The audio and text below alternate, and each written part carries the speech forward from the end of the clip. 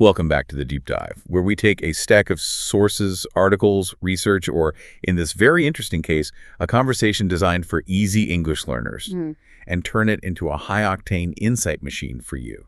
It's a fascinating source for us to tackle today. It really is. Our mission today is deceptively simple. We are analyzing the structure of a discussion about gentle introspection and goal setting, and it all comes from this intermediate English language learning material. And it might just sound like a casual chat about New Year's resolutions, but that simplicity, I think, is a strategic Trojan horse. Oh, absolutely. The sources we have, basically this transcript from an English learning platform, are brilliant because they strip away all the usual, performance associated with goal setting. They get straight to the core psychology of why we succeed or, more often, why we fail. Right. So we're not just looking at what people talk about when they discuss resolutions, but the precise, powerful, emotional, and practical vocabulary that's kind of hidden just beneath that very approachable conversation. Exactly. Our listener, the learner, is often swimming in this sea of high-level business books and, complex academic jargon.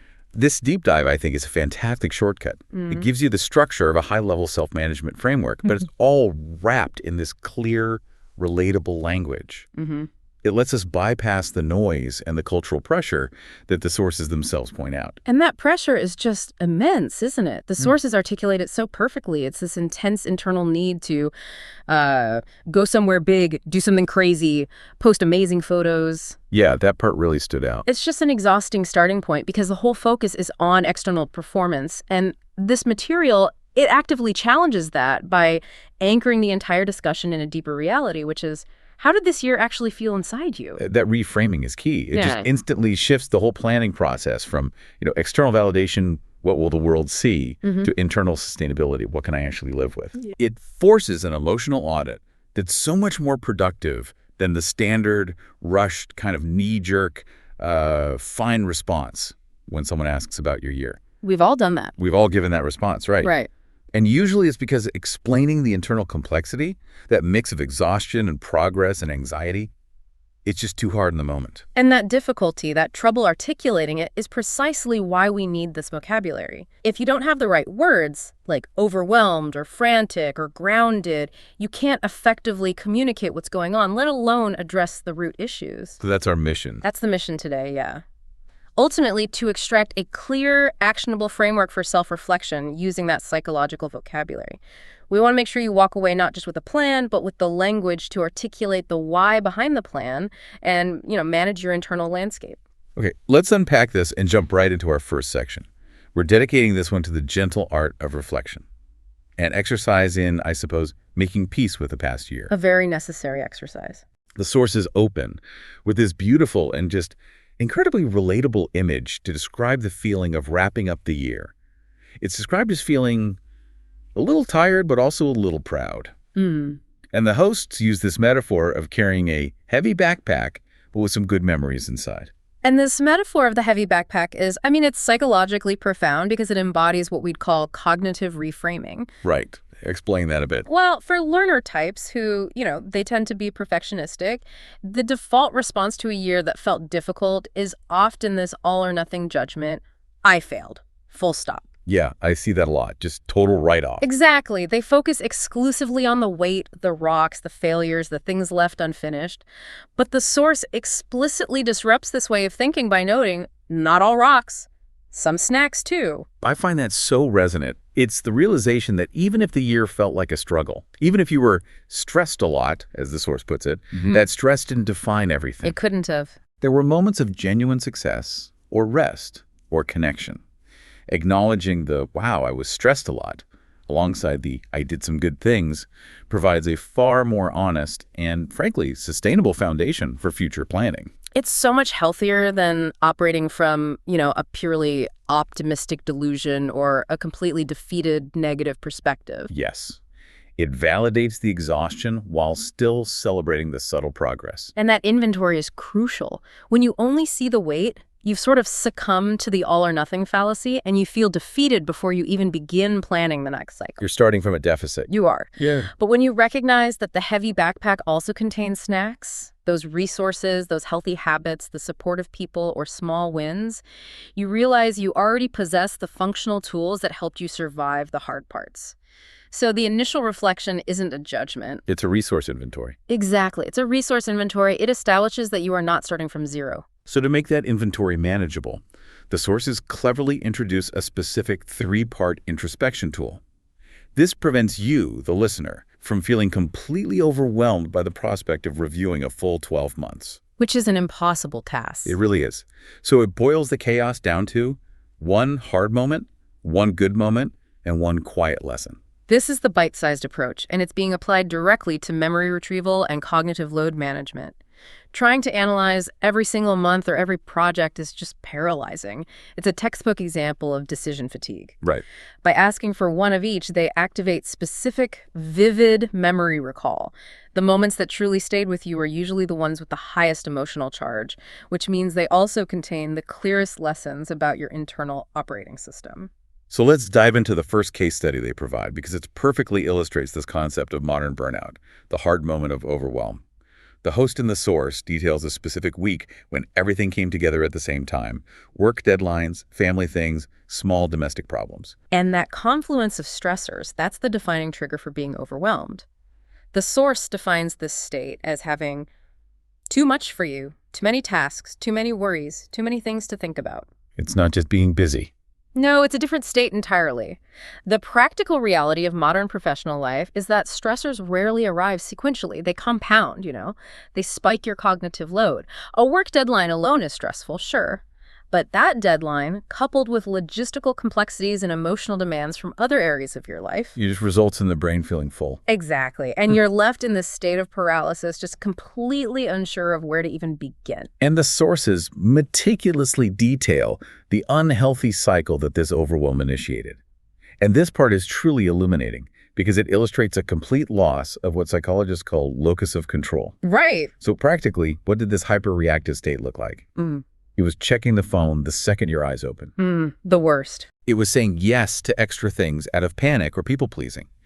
And then at night, being too tired to sleep, which leads to the only available activity. Doom scrolling. Doom scrolling. That cycle is the core mechanism of burnout, and the loss of agency is palpable. You can feel it in the description. The source explicitly names the phone as the controlling agent. The phrase, "my phone was basically my boss that week," is so profound. Wow. Yeah. It highlights an external locus of control.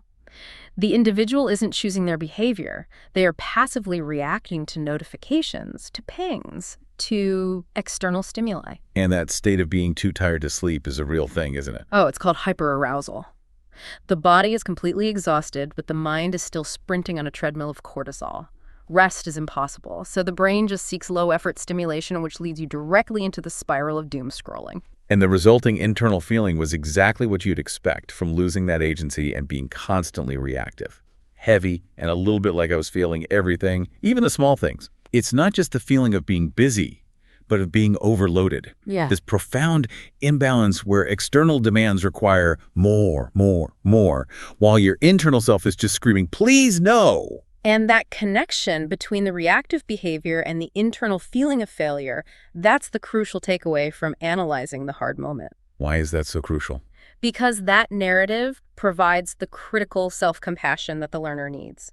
It gives context to the feeling of failure. You weren't failing because you were lazy or incapable. You were failing because the system you were operating within, the constant availability, the phone as the boss, the inability to set boundaries, was inherently unsustainable. Right, so it's not a character flaw. Not at all. When you name the cause, which in this case was external pressure amplified by these reactive habits, you shift the blame from your character to your process, and that is always the first step toward changing the cycle. Okay, so that hard moment was defined by external chaos and reactivity. Then it's critical to understand what true rest looks like. Yes. The counterpoint. That brings us to the good moment. And it was so simple. And eating at home with a few close friends, simple food, talking for hours, laughing about old stories, no manufactured excitement, no need for social media validation. The insight here is vital because it redefines where genuine value and joy actually reside. The key ingredient was not the event size or the expense, but the feeling of being safe and very human. Psychological safety. Psychological safety, exactly. In this context, it means the absence of the threat of external judgment or demands, coupled with the presence of genuine connection. The source notes that phones were present but largely ignored. That's a big detail. It's a huge detail. That deliberate absence of distraction allowed for genuine presence and deep internal connection. That deliberate choice to be present is everything. The experience wasn't manufactured for a consumption culture, it was lived and internalized. And this resonates so strongly with a subsequent anecdote shared in the source. Receiving a message from a listener who uses the podcast when feeling anxious, saying it makes them feel less alone. That listener message is the ultimate example of a little light moment, isn't it? It just reinforces the theme that true emotional meaning isn't found exclusively in these huge, monumental, high-performance events. Wow. It's found in those little lights: a successful English order at a cafe, a quiet walk, a shared joke, or the realization that your work is actually helping someone. For someone who spends their year in a state of high stress, these moments of connection and competence are the true resets. They help regulate the nervous system and replenish the energy that gets depleted by the hard moments. So if we place the chaotic week of reactive external pressure next to the safe evening of intentional internal connection, the quiet lesson just emerges naturally. It becomes obvious. My time is not endless. Yeah. When saying yes to everything, I lose myself. This is the practical manifestation of setting boundaries, yes, but its deeper implication is about energy scarcity. The lesson isn't just philosophical, it's a realization that your attention and your time are finite resources. Losing yourself means losing the ability to prioritize and live by your values. That dinner showed where the host felt alive. Right, in meaningful chosen connection. And the hard week showed where the host felt depleted. In reactive, unchosen obligations. So the quiet lesson is crystal clear. Energy must be intentionally spent on what truly matters, and saying no to the extraneous is actually saying yes to your core values. But I wonder, for the learner who often struggles with perfectionism, how hard is it to internalize that lesson? They often struggle to set boundaries because they want to achieve the perfect balance. That's a crucial challenge, and that leads directly to the second important quiet lesson that the host speaker in the source extracted. I don't need perfect routines to be a good person. It's okay to adjust, it's okay to start again. That directly combats the all-or-nothing mindset. It's the only way. If a perfectionist's routine breaks, they view it as a total failure, and they often just abandon it entirely, which only reinforces that negative self-talk. I've done that a million times. We all have. The quiet lesson suggests that small, kind routines are better than big, perfect ones that break. A kind routine. I like that phrasing. It's a fundamental shift from performance anxiety to sustainability. A kind routine is one that is designed for resilience. It acknowledges the inherent turbulence of life, the random deadlines, the unexpected family issues, and it builds in flexibility. It teaches you how to pivot and restart gracefully rather than just collapsing into defeat. That's really powerful. And that validation is powerful because it assures the listener that consistency in showing up for themselves, even imperfectly, is far superior to rigid adherence to some idealized and usually unrealistic schedule. It's about being kind to future you. That whole framework, one hard moment, one good moment, one quiet lesson, it feels like the perfect way to process the emotional baggage of the past and build the foundation for the year ahead. Which is exactly what we get into next. Right, which brings us to our next strategic section, setting the gentle tone for what's coming. Okay, so we've done the reflection. Now what's next? Now that we've completed the gentle reflection, we transition into the gentle framework for the coming year. And the tone set by the sources here is so vital. We are not talking about a crazy new me plan or a life makeover in 10 minutes. Thank goodness. Right. It's a slow conversation focused on small, real changes one can actually live with. This intentional, low-key approach immediately rejects the societal pressure for radical transformation, which, as we know, often leads to the disappointment that fuels the whole cycle of failure and negative self-talk. And the guiding question used in the source is just a genius piece of behavior design. It's, what do I not want to carry into the new year? It's so good. It transforms abstract goal setting into this physical, relatable task using the suitcase metaphor. You're asked to examine your emotional baggage, those invisible heavy suitcases containing old habits or guilt or fear, and consciously decide what to unpack and leave behind at the border of the new year. The emotional baggage metaphor is so potent because it emphasizes subtraction before addition. Most goal setting is about adding things. All right, what new habit can I add? Exactly. But baggage represents old pain, fear, or shame carried from the past into new situations. It often colors our perceptions or drives our reactive behavior. The framework forces you to identify that draining weight before it asks you to acquire anything new. It's a process of cognitive decluttering. The goal is lightness, which is necessary for sustained momentum and attention focusing. This brings us to part one of the framework, the power of stop. And the instruction is strategically specific. Focus on naming just one thing that is quietly poisoning your energy. Not 10 resolutions, just one specific drain. The term quietly poisoning is essential here. It's not describing acute trauma, it's describing chronic low-grade negativity that erodes your confidence and your peace over time. Psychologically, this is what contributes to allostatic load. The wear and tear. The cumulative wear and tear on the body and brain from repeated or chronic stress. By focusing on just one quiet poison, the task becomes immediate, manageable, and highly impactful because you are targeting the largest single drain on your internal battery. Okay, let's look at the first case study for stop, which is a direct intervention against that overwhelm narrative we talked about. Yeah. It's stopping the phone from being a stress machine, specifically by halting doom scrolling. Yes. The intention is to stop the day from ending in a negative spiral caused by this habit. And the sources detail the painful accuracy of the doom scrolling spiral. It begins so innocently, just check one thing, but it quickly escalates to reading some random argument in the comments and feeling annoyed for no reason right before you're supposed to sleep. Yeah, that sounds familiar. It's the dopamine anxiety loop in action. You are seeking stimulation, but you're only finding agitation. You're flooding your system with negative information right before the restorative period of sleep. It's madness. And as the source states, this activity takes a toll on you. It's not just wasted time. It's introducing agitation and negativity into a period pre-sleep that is fundamentally meant to be restorative. Right. So stopping this habit is a direct intervention to protect the internal chemical environment of your brain. And that concept of protecting your internal agency leads directly to the second stop case study, stopping autopilot. The expert speaker in the source defines autopilot as doing things without thinking. Open the fridge, open your phone, open another app. You're just running on old programming. You're running old programs instead of making conscious choices. The aspiration here is consciousness, not just efficiency. The goal is to not live the next year half asleep. That's a great line. Autopilot is the opposite of being present and making conscious choices. It represents the opportunity cost of avoidance, all the energy and mental space wasted on non-conscious, often unfulfilling actions that could be applied to meaningful learning or self-care. Stopping it requires deliberate self-interruption. Inserting a pause. Just inserting a pause to gain back that moment of choice. For our learner listener, the source has provided some excellent, really specific examples of internal poisons they might stop.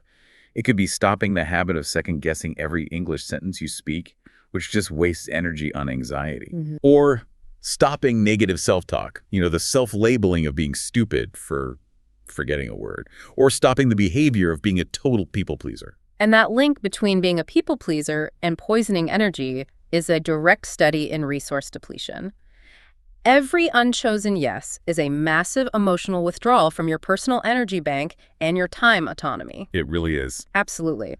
The people pleaser feels compelled to say yes, often driven by this deep guilt when they try to prioritize their own needs. So understanding that you are a people pleaser allows you to reframe saying no, not as an act of selfishness, but as an act of self-preservation. It's necessary. It's necessary to avoid chronic depletion and manage that allostatic load. The key takeaway from this stop exercise is that you don't have to fix everything. The power lies in the tiny shift of naming the single most draining behavior that you are actively choosing to leave behind. Okay, but if we only focus on stopping, the process feels heavy, doesn't it? It feels like a punishment list or a series of prohibitions, as the sources rightly observe. Yeah, it becomes a don't list. Exactly. That's why we must pivot and balance subtraction with part two, the discipline of keep. This is all about protecting what already works. This is such a crucial pivot because our default setting is often to focus on newness. We tend to neglect and eventually lose the tiny systems that are already successful, which are usually the very things that kept us sane last year. Right, so the focus here is on maintenance and defense of your internal sanctuary. Well said. For the speaker in the source, this meant continuing their little evening wind-down time. They call it the soft landing ritual. The soft landing ritual is a proactive measure for emotional regulation. They define this as dimming the lights, making tea, reading a book, and critically eliminating notifications. Yeah. Wind down time means actively creating a buffer to move slowly from a state of high arousal or being busy to a state of calm. It is a proactive necessity, not some luxury reserved for holidays. And the value proposition is strategic. Totally. Landing gently helps you sleep better and wake up less frantic and rushed, which protects your baseline mental stability for the next day. And the other habit they prioritized to keep was the tiny walks, the 10-minute ones with no goal, no big workout. Again, it emphasizes consistency and process over rigid performance. And this small 10-minute habit functions as a powerful micro-reset for the brain. It's an intervention against attentional fatigue. We so often dismiss habits that don't deliver immediate, visible results, but the source reminds us that consistency in these micro-habits, small doses of movement, fresh air, attention shifting, is what ensures long-term mental equilibrium. They add up in the long run. They absolutely add up. The keep section is an argument for conscious gratitude and preservation, recognizing and actively defending the things that are already good for you from the onslaught of external demands. That appreciation for existing functional habits leads us very naturally to the final and often most intimidating part. Part 3, the possibility of start. The scary part for many people. Right.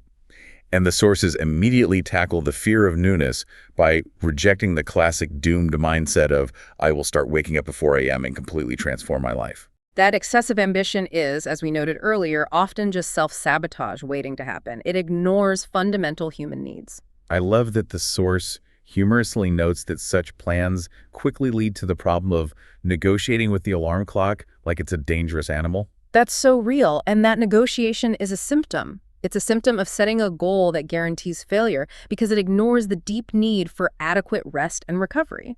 So the strategic antidote is the bite-sized principle.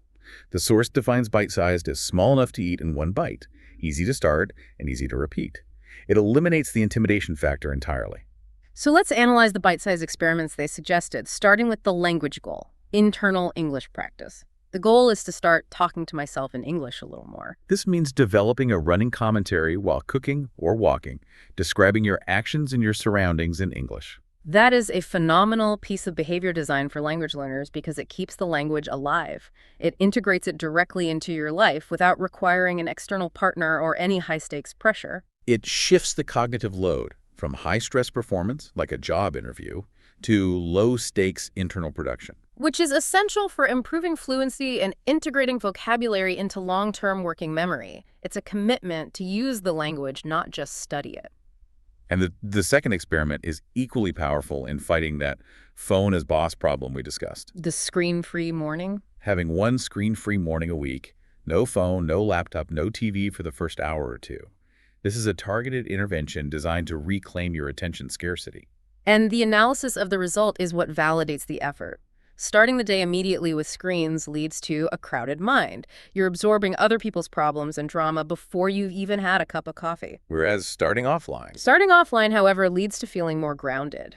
Grounded is the desired stable state, and it's the result of successful internal management. It means feeling stable, calm, and connected to yourself. So instead of initiating the day by reacting to the external chaos of the internet, you begin with your own internal quiet. And you enter the day stable, like your feet are on the ground even if life is a little crazy.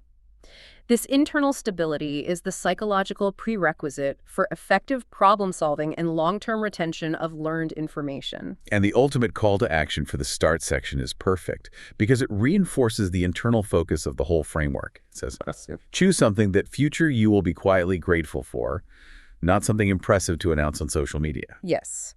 It brings the focus back entirely to internal, sustainable well-being rather than external performance. The Stop, Keep, Start framework isn't a checklist of resolutions. It's an intentional, quiet upgrade focused entirely on effective energy management and behavior design. Which means to truly commit to it, we really need to understand the powerful vocabulary used. Exactly, which is what we'll focus on in our final deep dive segment. We're not just defining terms here, we are analyzing them as functional tools for emotional regulation. Okay, let's transition into the heart of the deep dive, the vocabulary of self-management. This section analyzes the practical application and psychological context of these key phrases the sources use to define the internal world. These words give you agency. They do. This vocabulary provides the strategic framework for critical self-awareness. I mean, if you can name the state you are in, you can manage it. Let's start with the negative states and cycles that we need to identify and dismantle first. First up, overwhelmed. We established it meant too many tasks, worries, or emotions at once, feeling like the brain is full. But what are the deeper implications of living in that state? Well, the psychological implication is cognitive gridlock and decision fatigue. When the brain is full, it just short circuits. It leads to paralysis, and the practical impact is key here. It leads to doing nothing because even small things feel heavy and the order of operations is completely lost. It's not just identifying stress then. No, recognizing the feeling of being overwhelmed is recognizing a state of mind that actively prevents action and drains confidence.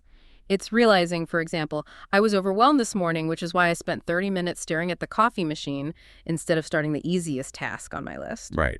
Okay, next, the specific behavior that often results from that stress. Doom scrolling.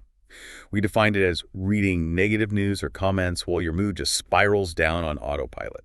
This is a classic maladaptive coping mechanism. It's driven by the brain's hardwired negativity bias. When you're feeling powerless or overwhelmed, the brain seeks out more negative input in this perverse attempt to prepare or control the perceived threat. So it's feeding its own anxiety loop. That's exactly what it's doing. And the practical consequence is not only anxiety and sleep problems, but also reinforcing that external locus of control.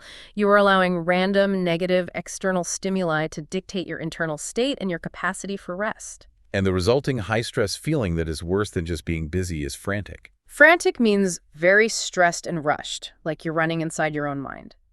This is internal chaos, and it contrasts sharply with normal, busy, which is more about external volume.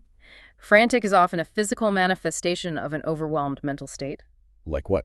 Well, when you are frantic, your body is producing cortisol, and that leads to physical symptoms. You can't find your keys, you spill your coffee, you rush through conversations.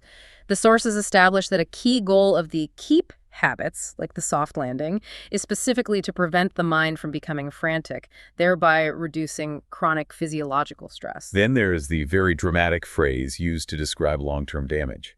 Poisoning. I love this word choice. Using poisoning dramatically, as in poisoning my energy or my confidence or my peace, gives a clear, high-stakes label to self-sabotaging behavior. It's not describing a single event. No, it's not sudden trauma. It's describing the slow, silent, cumulative erosion of well-being over time, the allostatic load building up day by day.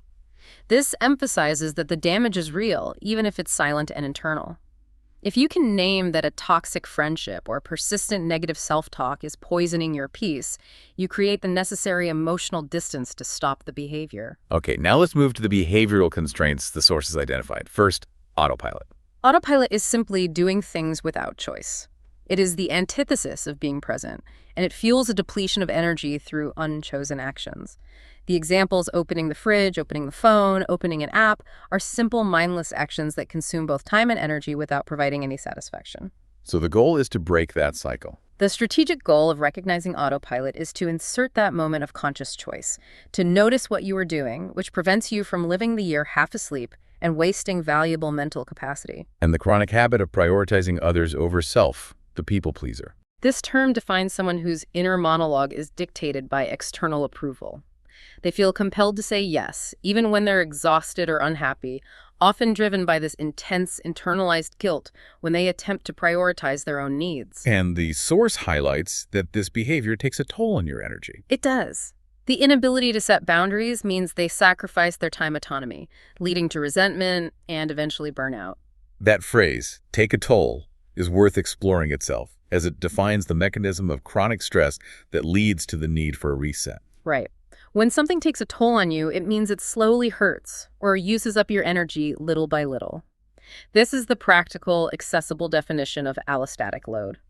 It explains why poor sleep or constant stress doesn't necessarily cause a massive breakdown immediately, but instead slowly hurts your immune function, affects your memory recall, diminishes your cognitive ability, and generally degrades your quality of life over months or years. It's the slow burn. It is the slow, measurable degradation of your internal resources. Okay, moving to the constructive tools and states. Let's start with the visual of emotional baggage.